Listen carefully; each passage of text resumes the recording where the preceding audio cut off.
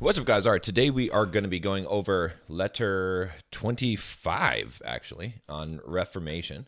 And we'll just go ahead and jump right into the text here. He says, with regard to these two friends of ours, we must proceed along different lines. The faults of the one are to be corrected, the other are to be crushed out. I shall take every liberty, for I do not love this one. If I am unwilling to hurt his feelings, sorry, I shall take every liberty, for I do not love this one if I'm unwilling to hurt his feelings. What, you say? Do you expect to keep a 40-year-old ward under your tutelage? Consider his age, how hardened it now is, and past handling. Okay, so he's talking about a couple of friends of theirs that perhaps they've been exchanging information about. And he's saying that one of them is worth correcting their faults, and the other one, nah, it's just, you know, they just have to be crushed out. Like it's he's a much worse case. Okay. And so he's saying that he's going to do this because if he doesn't do it, then he doesn't actually care about this person if he's not willing to hurt their feelings. And so he's saying, what, you know, how could you have a 40-year-old person that you're, that you're going to mentor, right? You know, his age, concerning his age, right? He's probably past handling, past being changed. Right? So he says here, such a man cannot be reshaped. Only young minds are molded. I do not know whether I shall make progress, but I shall prefer to lack success rather than to lack faith. You need not despair of curing sick men, even when the disease is chronic. If only you hold out against excess and force them to do and submit to many things against their will. As regard for our other friend, I am not sufficiently confident, either except for the fact that he still has a sense of shame enough to blush for his sins. The modesty should be fostered so long as it endures his soul. There is some room for hope, but as for this veteran of yours, I think we should deal more carefully with him, that he may not become desperate about himself. So again, he's talking about how to deal with these two guys, right? And he's saying that, yeah, maybe this man cannot be reshaped. You know, maybe it's only young minds, but it doesn't matter, right? Because even if I can't make progress on this, I'd rather lack success than to lack faith. Like, I'm going to give it a try because that's what I owe myself to do this, right? And so he's saying, don't even worry about curing sick people when the disease is chronic, because if you only hold out against the excess force, if you only hold out against the excess and you force them to submit to many things against their will. So what does this mean? He's saying that as long as, even if it's in a bad state, okay, as long as you get them to do the right things, they will learn. All right. So you just have to get them to do the right things. All right.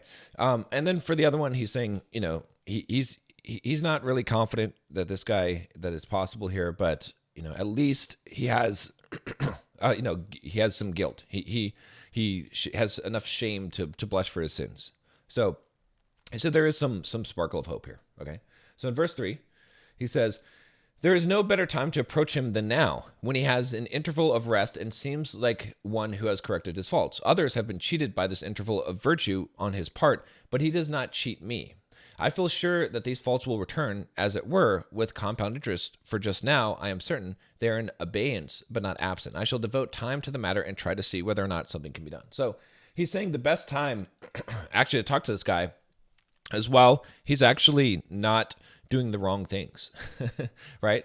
And he says it's because it's not true, right? He hasn't really changed. He's just stopped temporarily, right? And so he's saying that, you know, others have been tricked by this time of him being good, all right?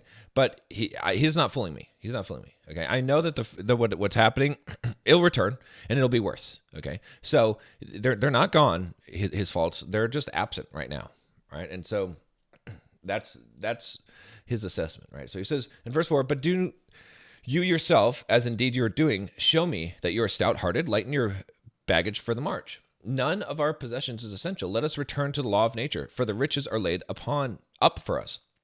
The things which we actually need are free for all, or else cheap. Nature craves only bread and water. No one is poor according to this standard.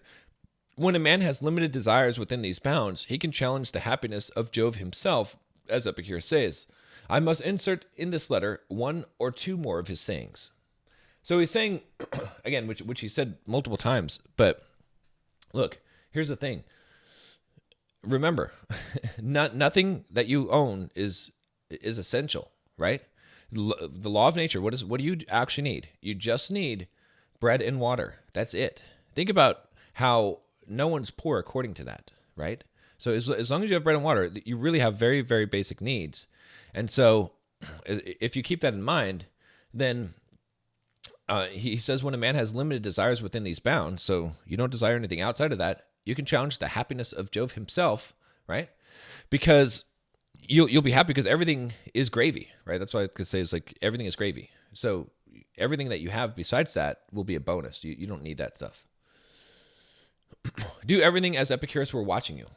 There is no real doubt that it is good for one to have appointed a guardian over oneself and to have someone whom you may look up to, someone whom you may regard as a witness of your thoughts. It is indeed nobler by far to live as you would live under the eyes of some good man, always at your side. But nevertheless, I am content if you only act in whatever you do as you would act if anyone at all were looking on, because solitude prompts us to all kinds of evil. So again, we see this recurring theme, right? The quote is, do everything as if Epicurus were watching it. This is Epicurus's quote, all right?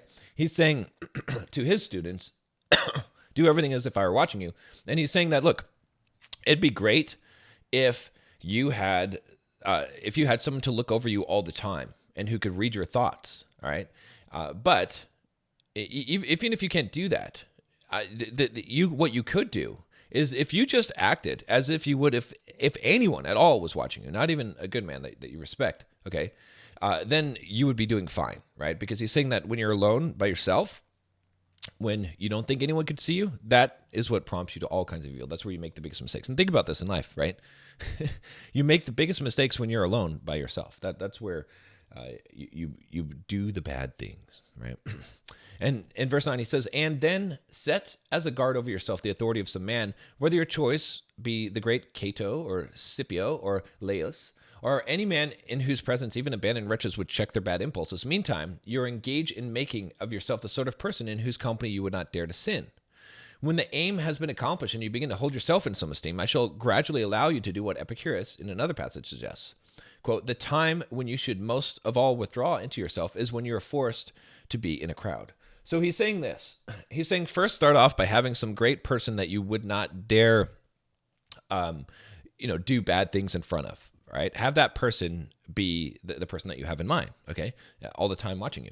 And then eventually strive to become that person. Strive to become the kind of person that no one would dare sin in front of you, that no one would, that people would hold you to such a high esteem that they would not want to do something wrong in front of you. And then he said, then finally, at that point, then you can trust yourself. At that point, then you can do what Epicurus is saying is that you can withdraw from the crowds. So this is really important, right? Because are you worthy enough to trust yourself at this point? If not, then what you need to do is find someone that you could use as kind of a guardian of you, that you pretend like this person's watching you all the time, right? And start acting in that way.